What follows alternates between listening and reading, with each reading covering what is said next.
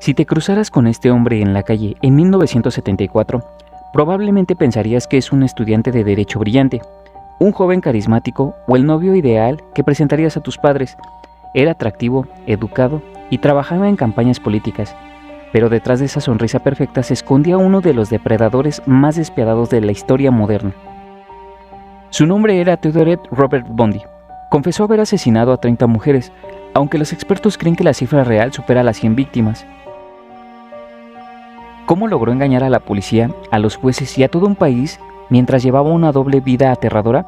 Hoy no solamente vamos a contar su historia, vamos a desmantelar su mente. Y olvídate de los mitos del genio criminal. Hoy verás lo que la psiquiatría real descubrió dentro de la cabeza de Ted Bundy. Quédate hasta el final, porque el diagnóstico definitivo te cambiará por completo la forma de ver a las personas que te rodean. Empecemos. Para entender al monstruo, hay que viajar al principio. Ted nació en 1946 en Vermont, Estados Unidos, en una situación familiar bastante peculiar, pues creció creyendo que sus abuelos eran sus padres y que su madre biológica en realidad era su hermana mayor. Sí, una mentira familiar diseñada para evitar el escándalo de un nacimiento fuera del matrimonio en aquella época. Muchos analistas sugieren que descubrir esta gran mentira durante su adolescencia fracturó su confianza en el mundo y sembró una profunda semilla de resentimiento. A pesar de esto, Ted se esforzó por construir una fachada impecable. Se mudó a Seattle y estudió psicología en la Universidad de Washington, y luego entró a la escuela de Derecho. Era un camaleón social, incluso trabajó en una línea telefónica de prevención del suicidio, donde irónicamente salvaba vidas por la noche mientras sus fantasías oscuras comenzaban a despertar. Su vida parecía perfecta, especialmente cuando comenzó a salir con una mujer de clase alta a la que idealizó por completo, pero cuando ella terminó la relación por considerarlo inmaduro y sin rumbo claro, algo dentro de Ted se rompió para siempre. La obsesión y el rechazo se transformaron en un motor de violencia letal. A principios de 1974, las estudiantes universitarias del estado de Washington empezaron a desaparecer sin dejar rastro. El pánico era absoluto, pero nadie sospechaba de Ted. ¿Por qué? Porque Bundy usaba su mayor arma, la empatía fingida. Bundy no acechaba en callejones oscuros como en las películas. Su táctica favorita era colocarse un cabestrillo falso en el brazo o usar muletas. Se acercaba a mujeres jóvenes en estacionamientos iluminados o campus universitarios y de la manera más educada les pedía ayuda para subir sus libros al auto. ¿Quién le negaría ayuda a un joven apuesto y lesionado? Bundy no solamente era un asesino, era un ególatra que disfrutaba el control absoluto. Fue arrestado por primera vez en Utah en 1975, pero su arrogancia era tal que no pretendía quedarse encerrado. Escapó de la cárcel 2 veces. En una de ellas aprovechó que lo dejaron actuar como su propio abogado para saltar por la ventana de la biblioteca del tribunal. Tras su segundo escape, viajó a Florida, donde cometió sus ataques más brutales y caóticos en una fraternidad universitaria, antes de ser recapturado definitivamente en 1978. Durante años, los medios vendieron la idea de que Bundy era una especie de genio del mal superinteligente, pero los psicólogos forenses y psiquiatras que lo evaluaron cara a cara revelaron una realidad muy diferente. Vamos a explicar de forma sencilla cuáles fueron sus diagnósticos reales confirmados por fuentes oficiales. Número 1. Trastorno antisocial de la personalidad, antiguamente llamado psicopatía.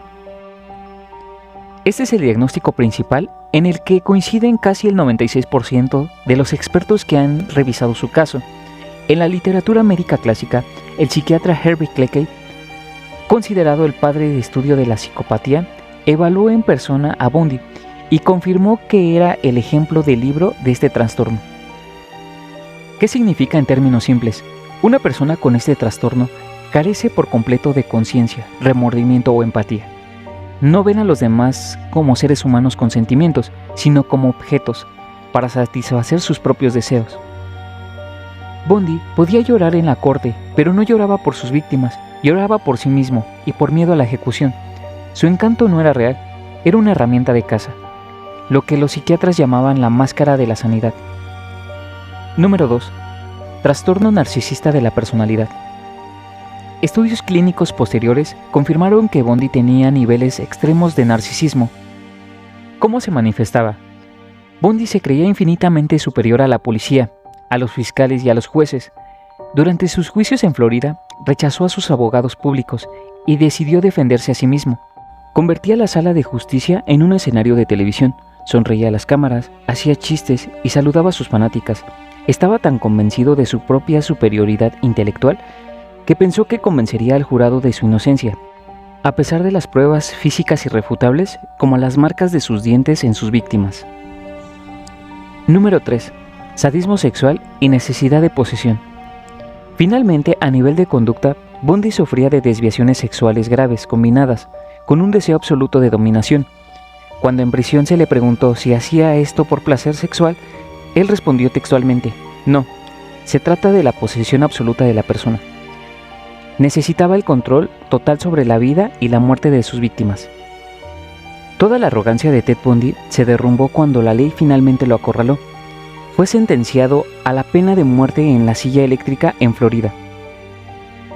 En sus últimos días, la máscara cayó por completo. Intentó confesar más crímenes a cambio de que le retrasaran su ejecución, demostrando que su supuesto valor era solo otra mentira.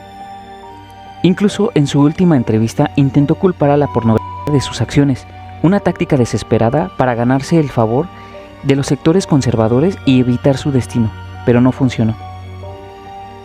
Finalmente, el 24 de enero de 1989, a los 42 años, Ted Bundy fue ejecutado afuera de la prisión ante miles de personas que celebraban con fuegos artificiales y pancartas.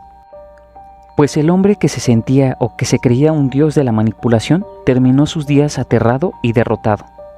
La historia de Ted Bundy nos horroriza porque destruyó un estereotipo. Nos enseñó que el peligro no siempre viste de un aspecto monstruoso, sino que el verdadero peligro viste de traje, tiene una educación universitaria, te sonríe con amabilidad o incluso te pide ayuda para cargar unos libros. Bundy no era un genio, era un manipulador clínico que se aprovechaba de la buena voluntad y de la confianza de la sociedad. Si te ha gustado este análisis, no olvides darle me gusta, suscribirte al canal y activar la campanita para no perderte los próximos casos. Déjame en los comentarios cuál de los rasgos psicológicos de Ted Bundy te pareció el más perturbador. Me gustaría leerte. Nos vemos en el próximo video.